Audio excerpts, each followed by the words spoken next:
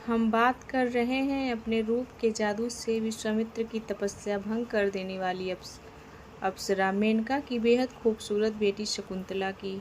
शकुंतला अपनी माँ की तरह ही रूप और यौवन की धनी थी।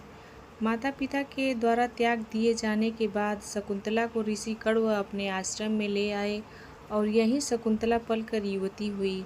एक बार हस्तिनापुर के राजा दुष्यंत शिकार करते हुए ऋषि कण्व के आश्रम में पहुँचे। राजा दुष्यंत ने आश्रम के बाहर से ऋषि को आवाज़ लगाई। ऋषि आश्रम में नहीं थे, इसलिए शकुंतला आश्रम से बाहर निकलकर आई। शकुंतला ने कहा, हे राजन, मैं महर्षि की पुत्री हूँ। महर्षि अभी आश्रम में नहीं है, वह तीर्थ यात्रा पर गए हैं।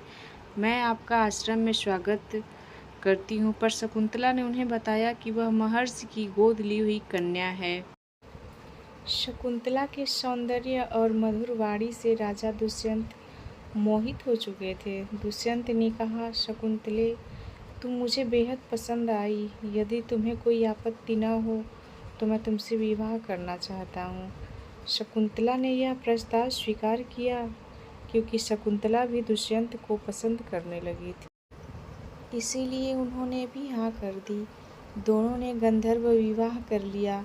कुछ समय साथ में व्यतीत करने के बाद जब दुष्यंत अपनी राजधानी हस्तिनापुर लौटने लगे, उन्होंने लौटकर शकुंतला को अपने साथ ले जाने का वचन दिया।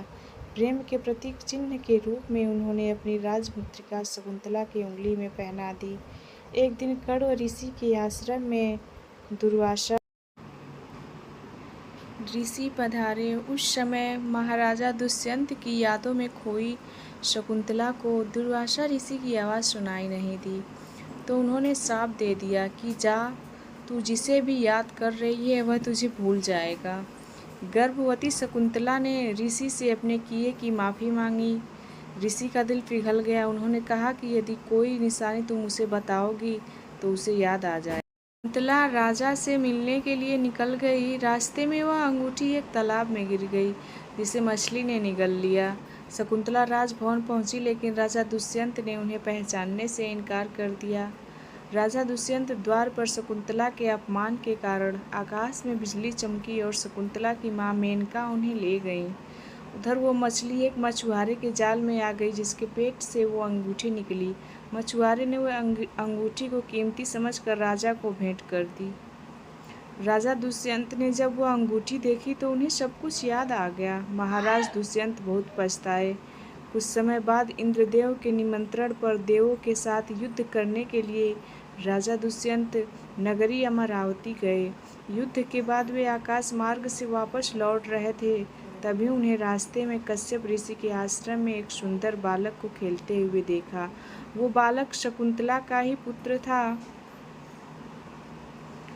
जैसे ही उस बालक को गोद में उठाने के लिए खड़े हुए तो शकुंतला की सखियों ने चताया, राजन, आप इस बालक को छुएंगे तो इसके भुजा में बंधा काला डोरा सांप बनकर आपको डस लेगा। राजा ने इस चेतावनी पर ध्यान नहीं दिया और उस बालक को गोद में उठा लिया, लेकिन बालक को उठाते ही उसकी भुजा में बंधा काला डोरा टूट गया, जो उसके पिता की निशानी थी।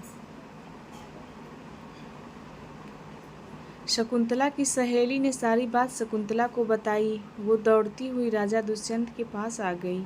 राजा दुष्यंत ने भी शकुंतला को पहचान लिया और अपने किए की क्षमा मांगी, और दोनों को अपने राज्य वापस ले गए। महाराजा दुष्यंत और शकुंतला ने उस बालक का नाम भरत रखा, जो आगे चलकर एक महान सम्राट बना और जिसके नाम पर ही हमारे देश का नाम भारत पड़ा।